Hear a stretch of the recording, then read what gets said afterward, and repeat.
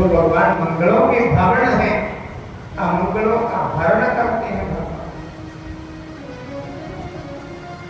पर उनका ही अमंगल, मुझे पुत्र का वर दीजिए। तब महात्मा जी ने कहा, मैंने देख लिया आपके भाग्य में पुत्र सुख लिखा ही नहीं, क्यों हठ करते हो? भगवान का मंत्र जपो, सुखी हो जाओगे। आत्मदेव माने नहीं, कहने लगे मेरे भाग्य में पुत्र सुख नहीं लिखा है, तो आप अपनी तपस्या का फल मुझे दे दो। महात्मा जी ने दया करके तप का फल ब्राह्मण को दिया। कहा अपनी पत्नी को दे देना, खाएंगी तो जरूर पुत्र होगा। किंतु पत्नी ने फल खाया ही नहीं। उसने अपने सखी से पूछ लिया, मेरे पति फल लाए, फल खाने से फ्री होते हैं? अरे आपके घर इतना धन है, किंतु है किस लिए? किसको दोगे? हमारे घर में इतने बच्चे हैं कि रोटी पूरी नहीं होती, रोटियां खिलाने के हमें लाले पड़े हुए। अरे सखी धुंधली, मैं अपना छोटा पुत्र आपको दे देती हूँ ना, आप हमें दान दे दो। धुंधली ने कहा बहुत अच्छी बात, बहुत अच्छी, बहुत बढ़िया, किंतु जो फल मेरे पति लाए हैं वे फल कहाँ रखूंगे? सखी ने सलाह दी कि आप अपनी गैया को दे दो फल। बहुत दिनों से गैया रखी आपने, अभी तक ब्याह ही नहीं, उसने बच्चे को जन्म ही नहीं दिया। रुद्र ने फल गाय को दे दिया। स्वयं नाटक करती रही कि मैं गर्भवती हूँ। समय आने पर एक दिन संदेश भिजवा दिया। आत्मदेव संदेश सुनते ही प्रसन्न हो गए कि हमारे घर पुत्र हुआ है। पुत्र को देखने था, दौड़ रहा था। आत्मदेव के मन में श्रद्धा थी, श्रद्धा के कारण उसने कहा कि देवी तुम्हारी,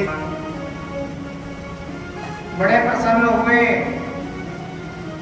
मैं तो एक पुत्र के लिए कहता था, अब तो भगवान ने 2 पुत्र।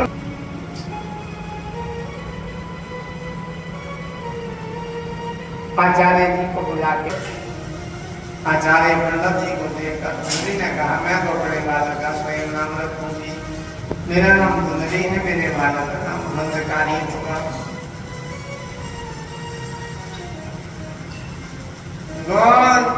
पुत्र का नाम आचार्य जी ने पूजन उपरांत गोकर्ण रखा। बोलो गोकर्णादि महाराज की। गोकर्णा पंडितो ज्ञानी द्वंद्वकारी महाफला। गोकर्ण बहुत विद्वान पंडित हुए, द्वंद्वकारी बड़ा खान हुआ, सारी रात होता है, माता पिता को सोने ही नहीं देता।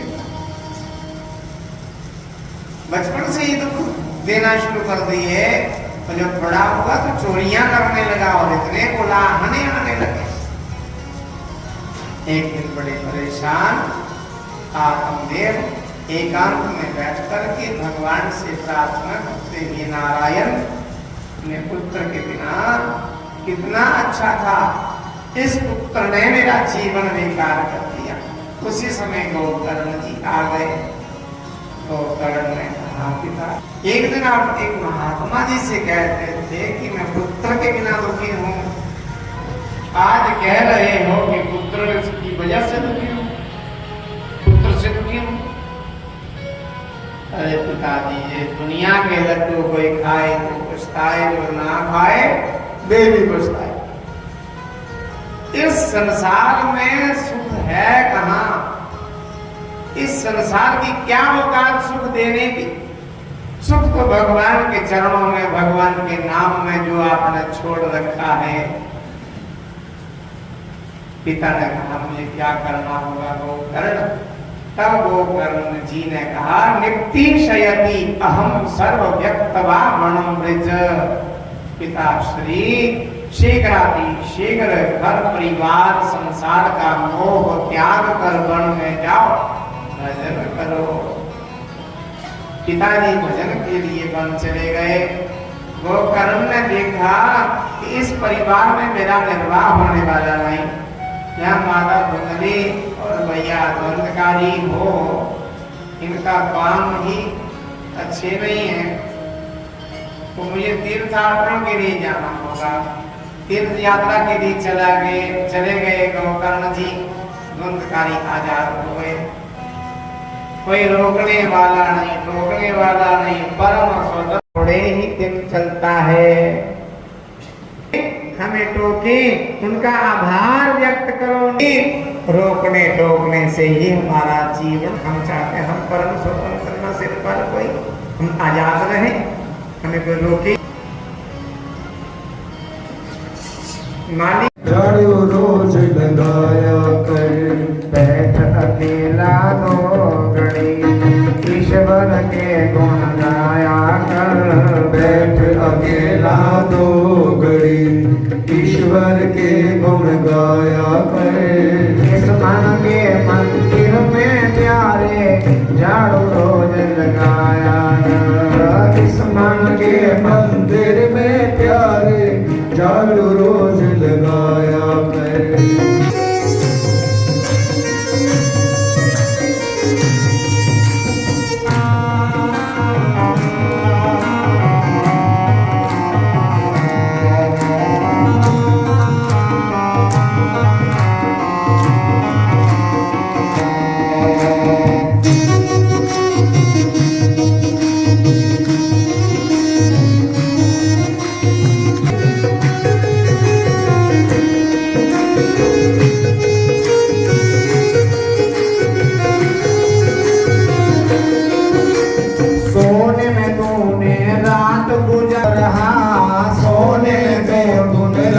गुजारी दिन भर करता पाप रहा, किसी तरह बर्बाद करानी करता अपना आप रहा। किसी तरह बर्बाद करानी करता अपना खुद रहा। प्रातः उठता हे प्राणी तू सत्संग में नित जाया कर। प्रातः जाया कर। बैठ अकेला दो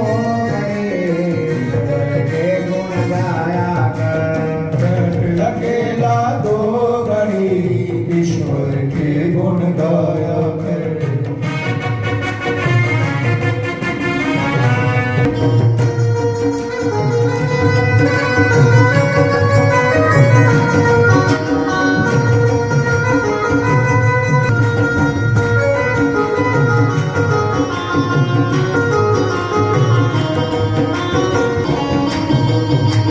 बच्चों वाला खेल नहीं, बार बार मानुष तन पाना, बच्चों का कोई खेल नहीं। जन्म जन्म के शुभ कर्मों का होता जब तक मेल नहीं। जन्म जन्म के शुभ कर्मों का होता जब कोई खेल नहीं। नर्तन पाने के लिए उत्तम कर्म कमाया कर। नर्तन पाने के लिए उत्तम कर्म कमाया कर। बैठ अकेला दो घड़ी, ईश्वर के गुण गाया कर। बैठ अकेला दो घड़ी, ईश्वर के गुण गाया कर। मन के मंदिर में प्यारे झाड़ू रोज लगाया ईश्वर के गुण गाया कर। बैठ अकेला दो घड़ी, ईश्वर के गुण गाया कर।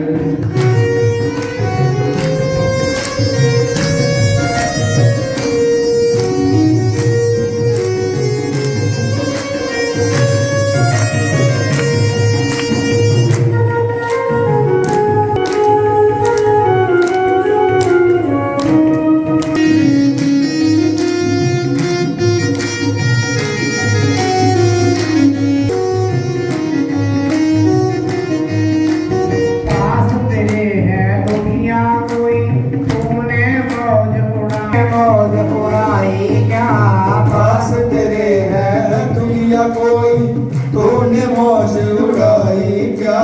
भूखा प्यासा पड़ा पड़ोसी तूने रोटी खाई क्या। भूखा प्यासा बड़ा पड़ोसी तूने रोटी खाई क्या। पहले सबसे पूछ कर बाद में भोजन पाया कर। पहले सबसे पूछ कर बाद में भोजन पाया कर। बैठ अकेला तो गए ईश्वर के गुण गाया कर। बैठ अकेला दो घड़ी ईश्वर के गुण गाया कर। किस्मत के मंदिर में प्यारे झाड़ू रोज लगाया कर। इस मन के मंदिर में प्यारे झाड़ू रोज लगाया कर। बैठ अकेला दो घड़ी ईश्वर के गुण गाया कर। गुण गाया कर।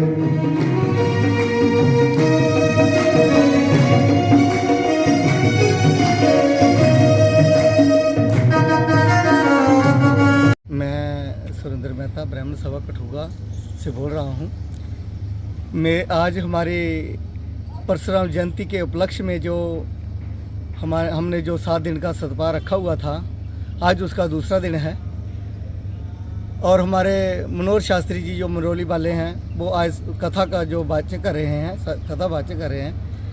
बहुत ही अच्छे कथा वाचक हैं। और मैं अपने सभी कठुआ वासियों से ये निवेदन करता हूँ, पहले भी हमने 1-2 बार हम ये निवेदन करते रहते हैं कि हमारी ब्राह्मण सभा में जो कथा वाचक हैं श्री मनोहर शास्त्री जी, आइए और उनके जो वचन हैं, जो अमूल्य वचन हैं, वो सुनिए। और हम सभी से क्या कठुआ के लोग हैं, हमारे 21 बाड़े हैं। 21 बाड़ों को मैं पुनः निवेदन करना चाहता हूँ कि प्लीज़ सभी इस ब्राह्मण सभा कठुआ में आए और इस कथा का आनंद लें। कठुआ के बाहर जो हमारे गांव हैं, जहां हम गए भी हैं, और हमारा एक ऑटो जो कि अनाउंसमेंट कर रहा है इसी सतपाह का। और मैं कहता हूं जैसे हमारे इधर गांव नन्नन पल्लड़ है, सहार है, लगेट है, उत्तरी है, बरवाल है और जंडोर है, उधर नगरोटा है, उधर हमारे दूसरी तरफ जो चंदग्राह है, बिकमा है, जाखवड़ है, पटियाड़ी है, उधर खख्याल है, नगरी है, और हमारे जो एरमा गांव है उसके बाद धराड़ा गांव पड़ता है। उसके बाद हम चंदग्राह आ जाते हैं। दूसरी तरफ हमारे कीड़ियाँ गडियाल के हैं। एक बार मेरी पुनः हाथ जोड़ के निवेदन है कि प्लीज़ एक बार आए और सुने, देखें कि किस तरह से और कितने अच्छे विचार जो हमारे मनोहर शास्त्री जी जो यहाँ रख रहे हैं। मैं एक बार पुनः निवेदन करता हूँ। और मैं आगे ये भी कहता हूँ कि 3 तारीख को हमारी परशुराम जयंती है। हम पहले भी हम निवेदन कर चुके हैं कि 3 तारीख को प्लीज़ सभी लोग, ट्रैक्टर, ट्राली, बस, जिसके पास कार हो, मोटरसाइकिल हो, हमें हमारे पास जो जहाँ पर सुविधा होगी, जो होगी झंडे की, जहाँ बैनर की, या पटके की, या पगड़ियाँ अपने घर से